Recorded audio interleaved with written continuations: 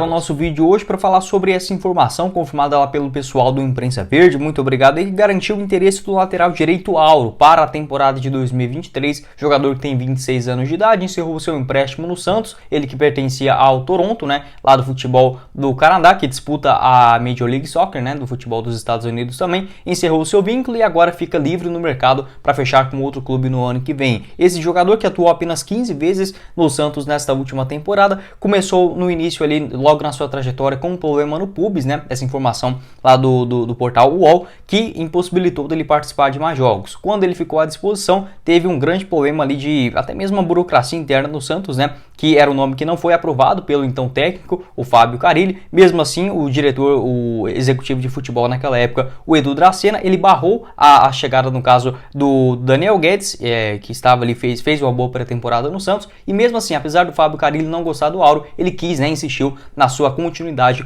dentro do elenco principal. Depois disso, acabou perdendo mais espaço, né, na disputa do Campeonato Brasileiro. Vou até pegar aqui os números dele para você.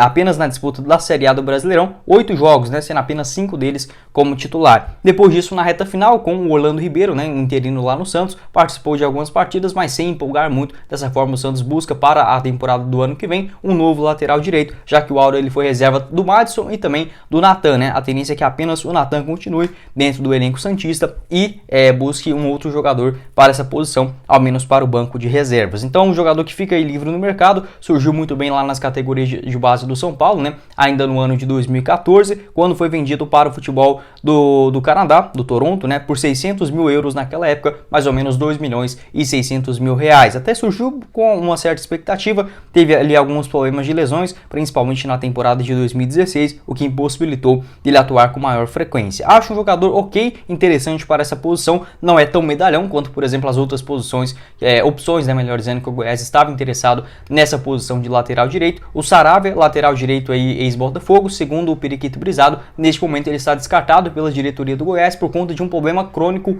no seu joelho. Então a diretoria, não querendo, né, pagar para ver esses problemas de lesões para a próxima temporada, optou por não insistir, não ir mais longe, né, nessa negociação envolvendo o lateral direito argentino. E o outro nome que no caso havia sido especulado, também com alguns problemas de rendimento, né, no caso do lateral direito, o Léo Gomes, né, que estava aí no Grêmio nessas últimas temporadas. Então, mais um nome que surge aí em pauta da diretoria alviverde é o Auro. Pelo menos ele terminou a reta final da temporada com uma certa moral lá no Santos, né? Não teve ali grandes problemas de lesões, mesmo assim passou longe de empolgar. Em relação, por exemplo, aos seus números, nessa disputa aí da Série A do Campeonato Brasileiro, pegando aqui exatamente para vocês, segundo o pessoal lá do SofaScore, dessas suas 8 partidas na Série A do Brasileirão, ele foi titular em 5 delas, né? Com a equipe santista, teve uma média de apenas 49 minutos de atuação pelo Santos. Ele foi muito melhor, principalmente ali na disputa do campeonato nos Estados Unidos, né, da MLS. Ele na temporada de 2021, de 25 jogos, né, ele foi 23 deles sendo titular, teve uma média de 80 minutos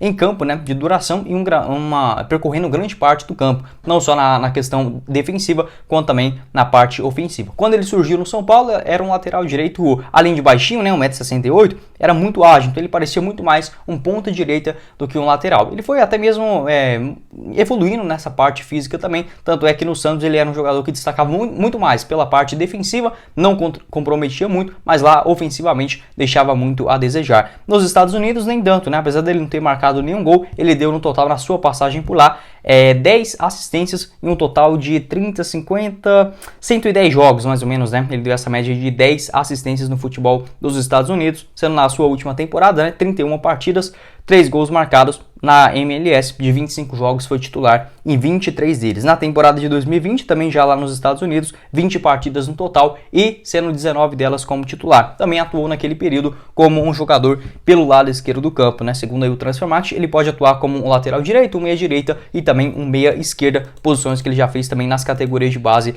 lá do São Paulo. O seu valor de mercado está avaliado mais ou menos na casa de 1 milhão de euros. Possivelmente deve receber ali entre 100 e 150, no máximo 200 mil reais mensais no Santos. Acharia sim uma boa opção para o Goiás, apesar de não ser aquele jogador que vem de uma grande fase. Acho muito difícil da gente imaginar dentro de uma posição que é muito carente, né? A lateral direita, a lateral esquerda, que também no Brasil é muito difícil você achar grandes boas opções por um preço ok. Na lateral esquerda a gente já sabe ali do Sander, e pelo lado direito do campo a tendência é que o Goiás busque um jogador mais ofensivo, já que o técnico, o Guto Ferreira, ele gosta de dar essa mesclada dentro do seu elenco, a participação de laterais e também um mais defensivo, um pouco mais recuado. Acho que essa característica ficará mais pelo lado esquerdo do campo. Pelo lado direito, apenas garantido nesse momento o Maguinho, né, onde tem contrato com o Verdão até 2024.